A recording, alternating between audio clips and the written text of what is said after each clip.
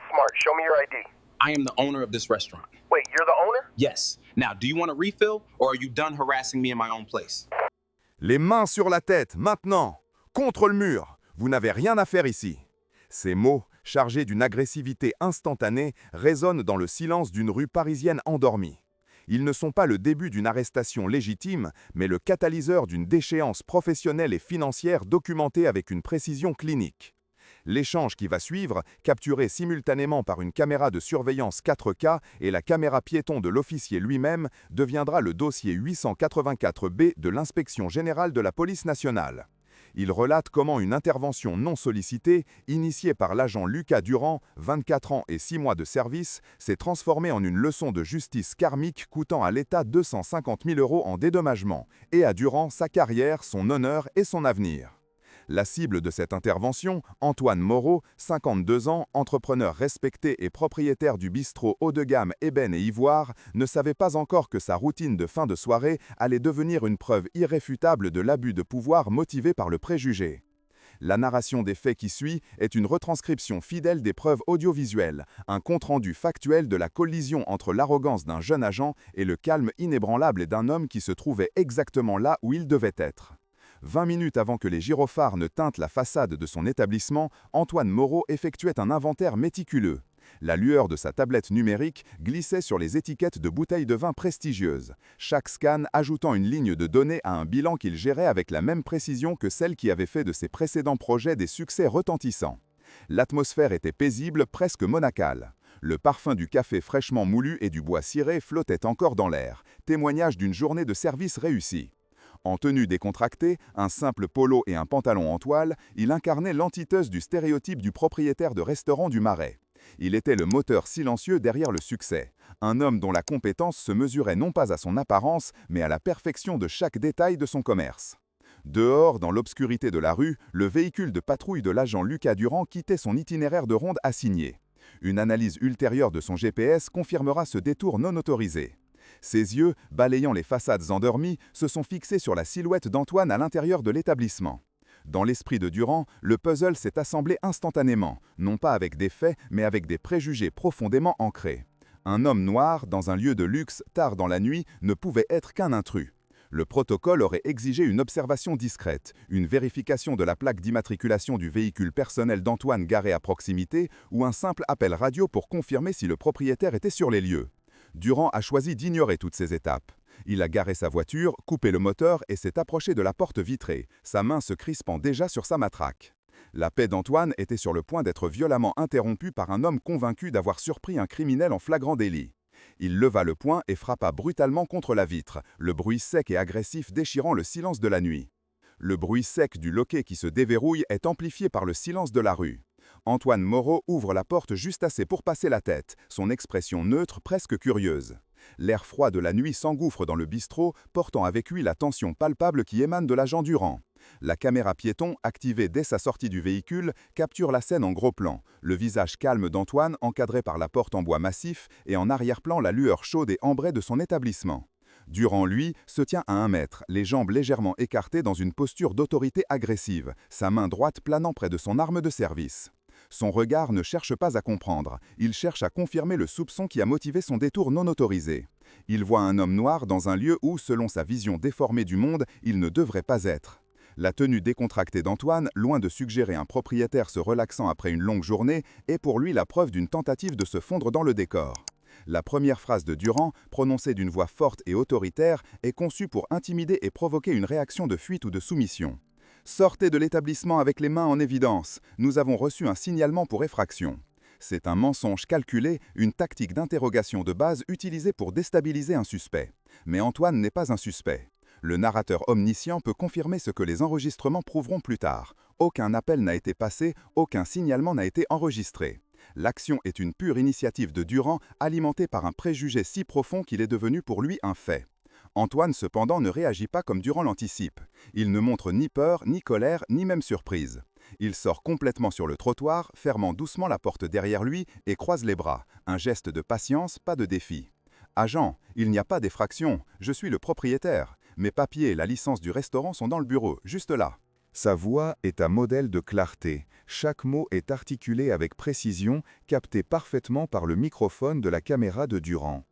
Il pointe du menton vers l'intérieur du bistrot.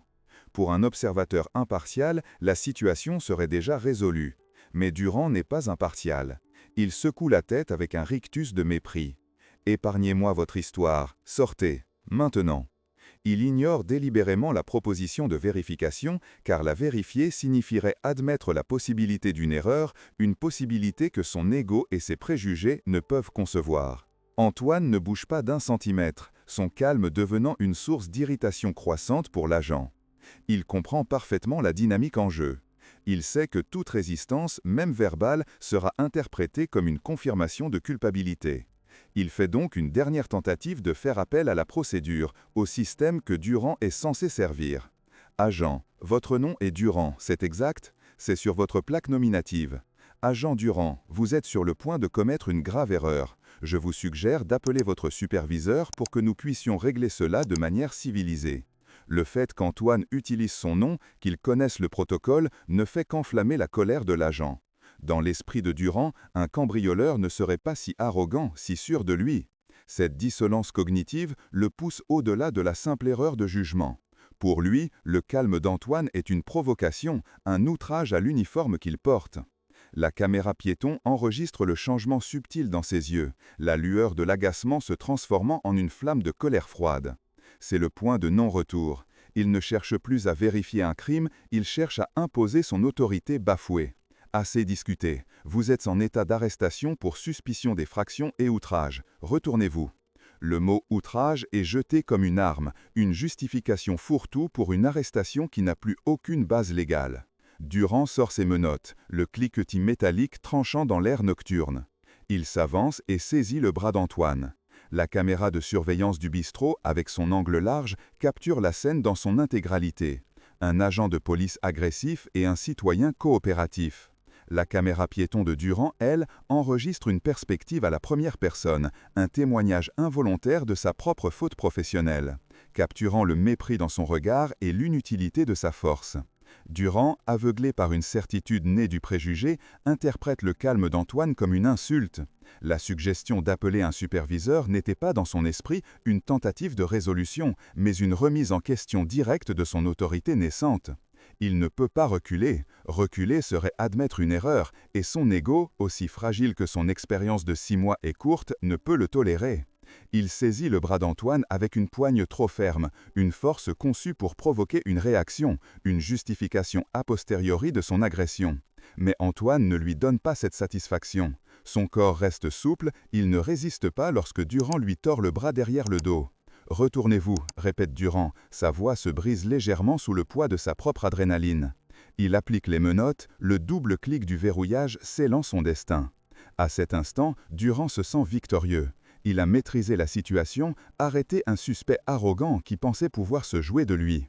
Il ne réalise pas qu'il vient de créer la pièce à conviction principale de son propre procès disciplinaire. Il n'a pas arrêté un cambrioleur, il a menotté un homme sur le seuil de sa propre propriété, sans cause probable, en ignorant délibérément les offres de vérification et en escaladant la situation de manière unilatérale. La séquence vidéo est parfaite, sans ambiguïté. Elle montre un agent qui, au lieu de servir et protéger, a choisi d'intimider et de dominer sur la base de rien de plus que la couleur de la peau d'un homme et le luxe de son environnement.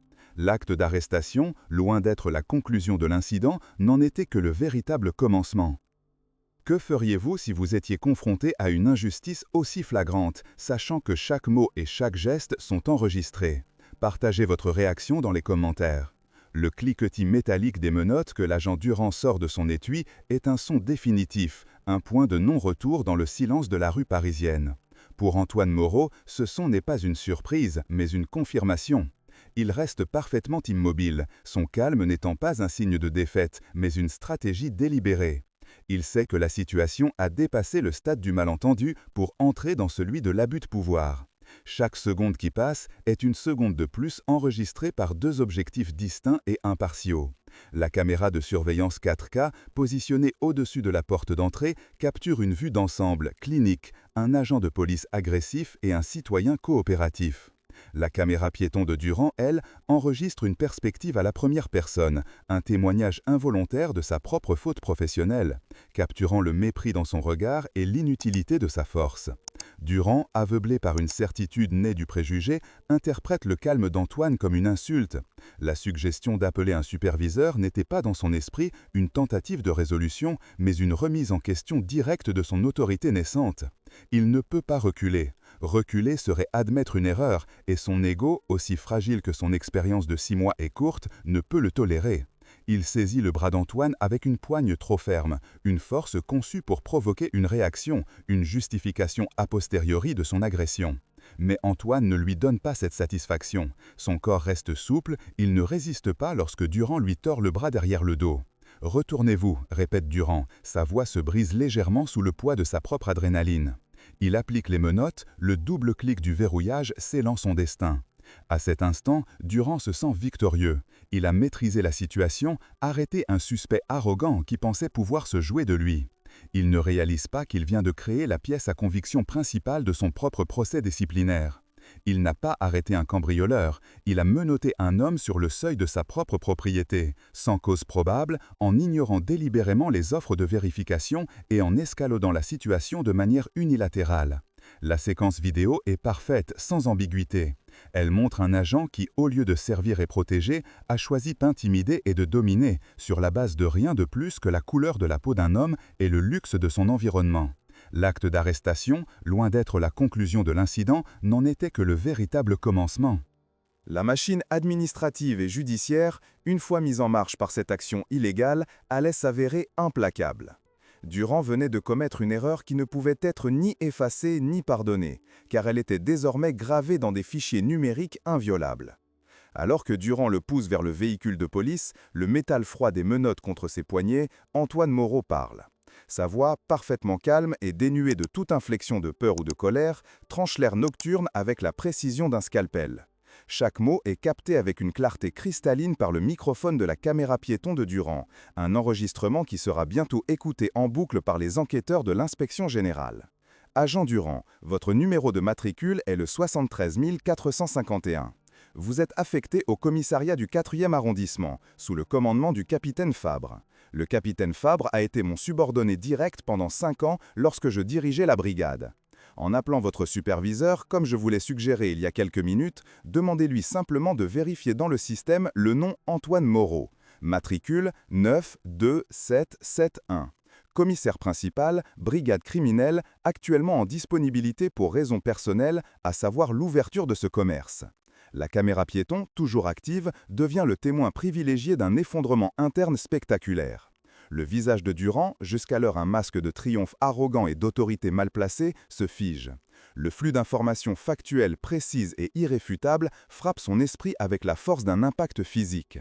Une milliseconde d'incompréhension pure traverse ses yeux, rapidement remplacée par une vague de panique glaciale qui draine toute couleur de ses joues.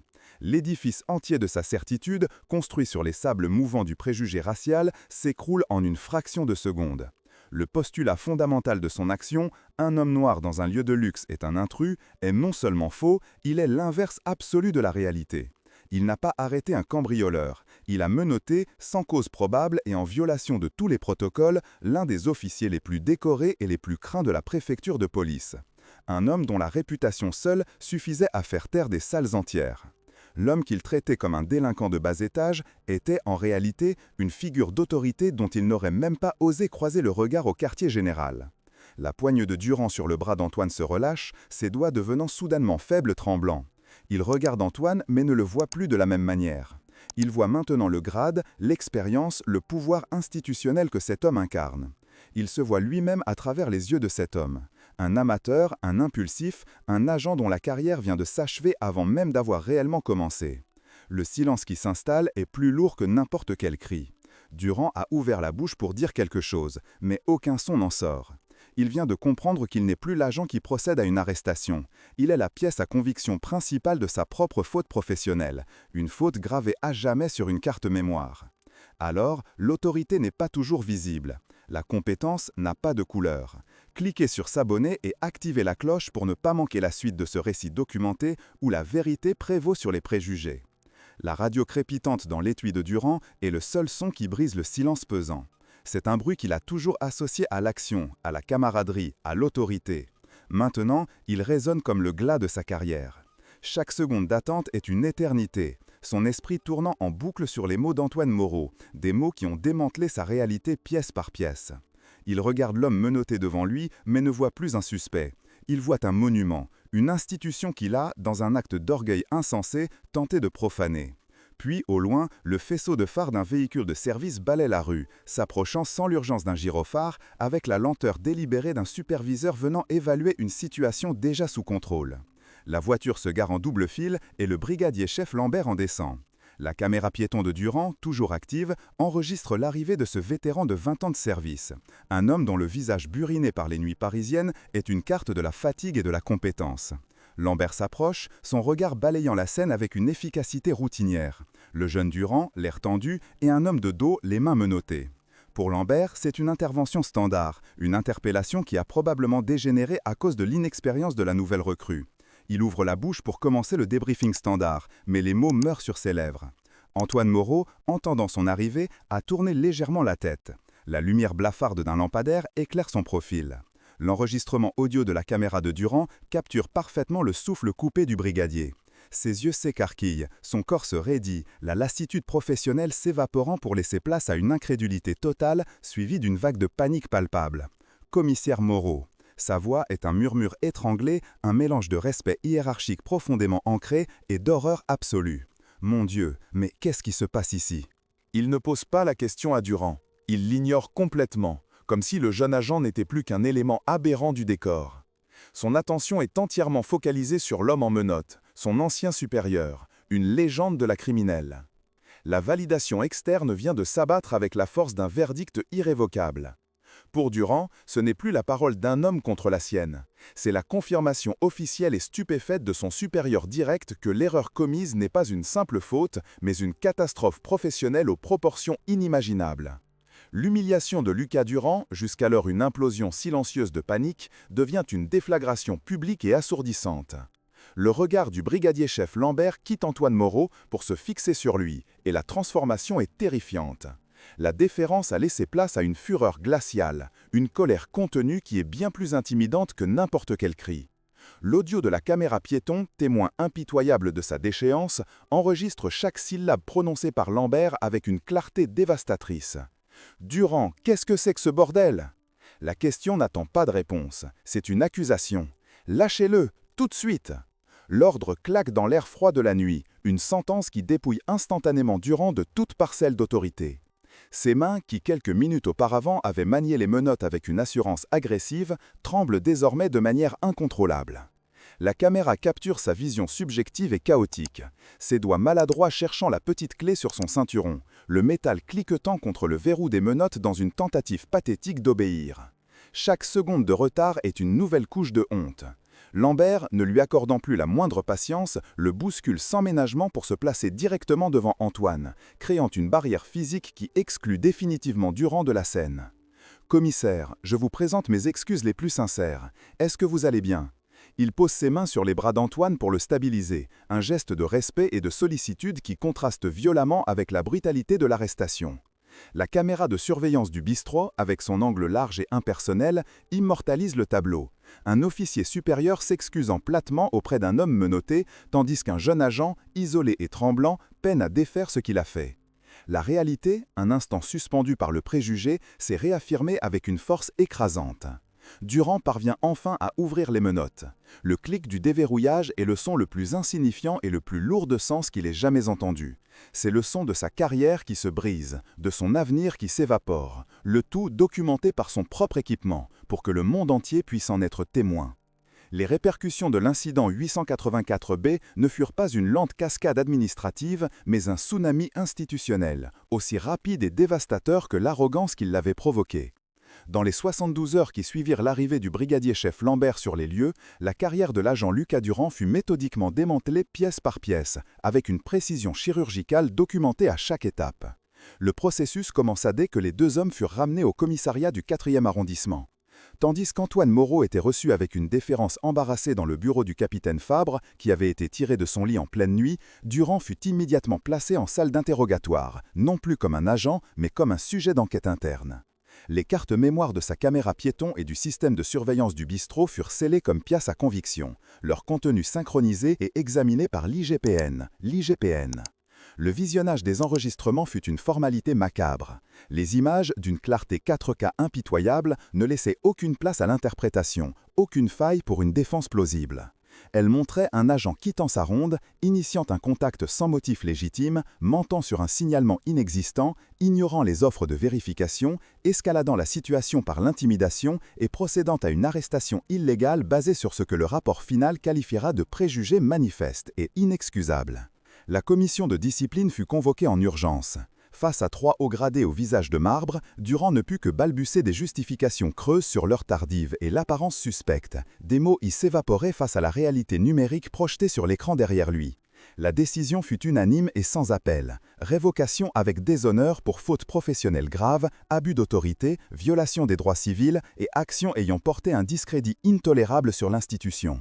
La perte de son salaire annuel de 35 000 € fut la conséquence la plus immédiate mais la moins significative. Il perdit sa pension, ses avantages sociaux et son nom fut inscrit sur une liste nationale le rendant inéligible à vie à tout emploi dans la fonction publique, la sécurité privée ou toute profession nécessitant une habilitation de l'État. À 24 ans, son avenir professionnel était anéanti. Parallèlement, la machine judiciaire civile s'était mise en marche. Pour éviter un procès public qui aurait été un désastre médiatique pour la préfecture de police, une procédure d'accord à l'amiable fut immédiatement proposée aux avocats d'Antoine Moreau. La négociation fut brève. La somme de 250 000 € fut acceptée sans discussion, un montant calculé non seulement pour compenser le préjudice, mais aussi pour servir d'exemple. Le détail de cet accord, consigné dans un document officiel, est une autopsie financière de l'échec de Durand. 125 000 € furent alloués au titre du préjudice moral, reconnaissant l'humiliation et le danger inhérent à un harcèlement fondé sur la race. 75 000 € furent versés pour l'arrestation illégale et la violation flagrante de ses droits fondamentaux. Les 50 000 € restants, sur instruction expresse d'Antoine Moreau, furent directement versés à 2 associations dédiées à la lutte contre les discriminations et à l'assistance juridique des victimes d'abus policiers, transformant une partie de sa compensation personnelle en un investissement pour le changement systémique. La ruine de Durand ne fut pas seulement professionnelle et financière, elle fut sociale. Les collègues avec qui il avait partagé des patrouilles détournaient le regard. Son nom devint un avertissement dans les académies de police, l'incarnation de l'agent à ne jamais devenir. Isolé, criblé de dettes suite aux frais juridiques qu'il dut personnellement engager, il quitta Paris, retournant vivre chez ses parents, un homme brisé par un préjugé de quelques secondes. Pendant ce temps, le bistrot Ébène et Ivoire prospérait, sa réputation paradoxalement renforcée par l'incident.